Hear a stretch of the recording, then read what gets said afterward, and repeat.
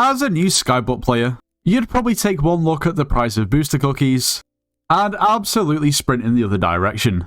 Sure, you can always spend real money, of course using code nitros as well, and while spending low quantities of money on a game every now and then isn't really the worst thing to do in the world. Most players won't buy the cookies with gems, they'll just simply buy them from the bazaar and grind up the coins.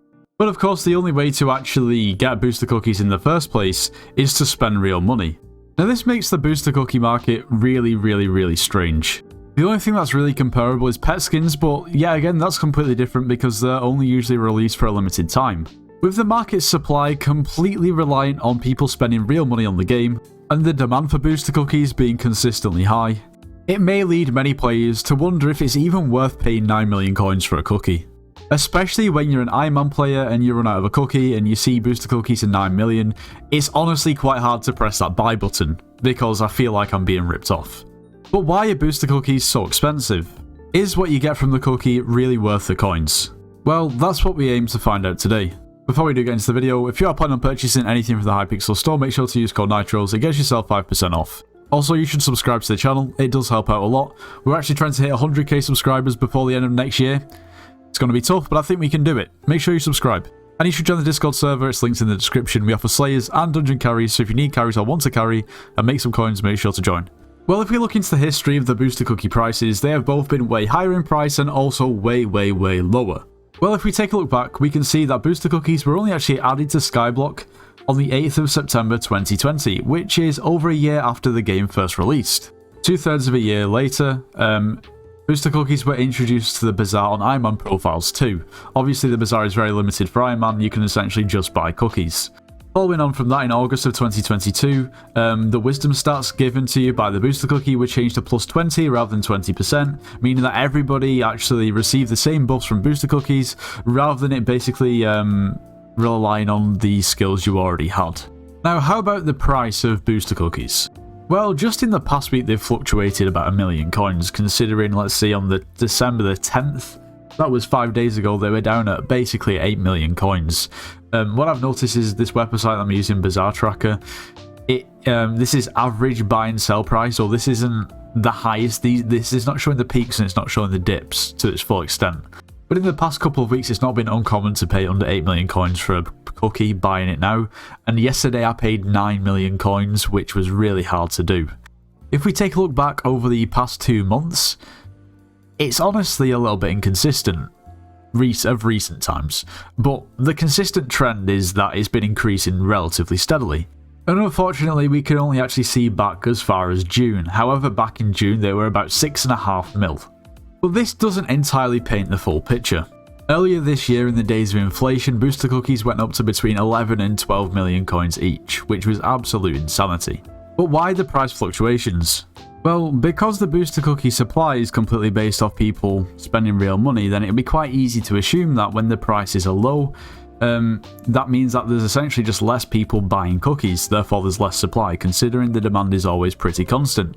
And maybe when there's more people on the server, when there's more people buying cookies, then the price will decrease because there'll be more supply and, well, in that case there will still be more demand.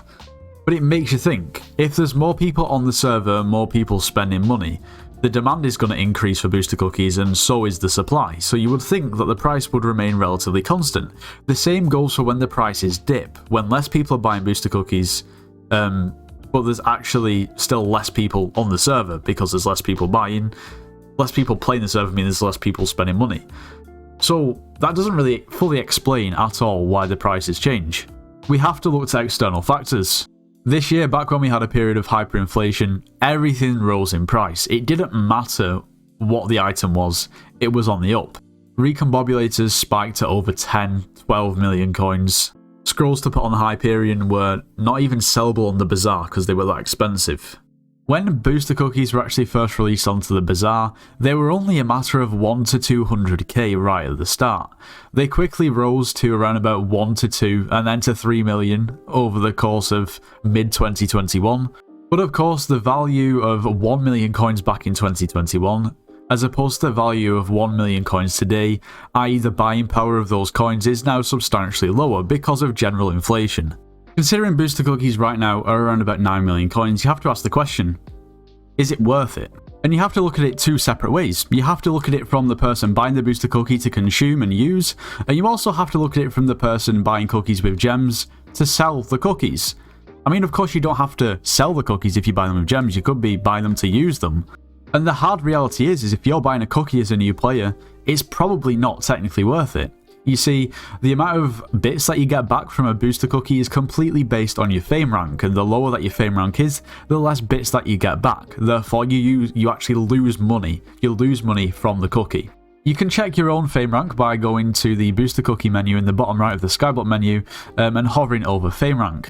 Earn fame by contributing to city projects and spending bits and gems with Elizabeth, meaning that essentially, the more booster cookies that you buy and the more bits that you spend, the more you'll get back from each booster cookie, meaning that the more booster cookies you've gone through in your playtime on your profile, essentially the more you're going to get back, which is an interesting concept. You do have a dilemma as a new player because essentially you need to buy these booster cookies in order to increase your fame rank to get to the point where you can make money back and make it worth having a booster cookie. But at the start, it does feel like a bit of an uphill battle. But what does a booster cookie even grant you? Consume to gain the cookie buff for 4 days. Now, this cookie buff deteriorates even if you're not online. So first of all, the ability to gain bits, plus 25 on all wisdom stats, plus 15 magic find, keep coins on death. Access to a bunch of different commands which are really useful. It's essentially a massive improvement in quality of life when playing Skyblock. AFK immunity on your island and garden, which doesn't always typically work considering the servers reset relatively quickly.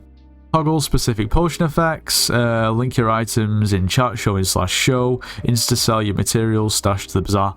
Honestly, it's just a massive improvement of quality of life. Playing Hypixel Skyblock without a booster cookie, it's actually quite difficult, meaning that you're almost forced into having this booster cookie. Imagine if you're grinding a skill. Plus 25% wisdom on whatever that is quite a lot of bonus XP. Essentially, it's not required, but you need a cookie. And that's the bottom line. Now, for earlier game players, especially Iron Man players, I can vouch because I know from playing on my second profile, my Iron Man profile, it feels like I'm constantly just every other day making a little bit of money, interrupting my grind in order to buy a cookie. And it's not massively inconvenient considering like 9 million coins for a cookie is going to take you about an hour to actually achieve. And I think that's important because 9 million coins nowadays is really not a lot of coins. You can quite easily make 9 million coins per hour. I can make easily more than 9 million coins per hour from an hour of farming. And I don't even have a great setup. I mean, my farming setup isn't bad, but it's not the best. I could still probably get another like 400 fortune, maybe even more. But of course, the more cookies you've used, the higher you've increased your fame rank, the more bits you gain back from each cookie. Now, of course, there's tons of different items that you can buy with bits and sell to then make coins. If you consider that each booster cookie is what, between 8.5 to 9 mil, if you gain more bits then you can sell items for that exceed 8 or 9 mil, then you can actually straight up profit from buying a booster cookie. However, if you have virtually no fame and then you're on a new profile and you're a new player, you're going to make substantially less. So it's actually very, very biased to people who have played the game for longer. And I guess in some sense, you don't have to pay to win to get the max fame rank. You could, just buy booster cookies with coins and keep repeating that process for as long as possible.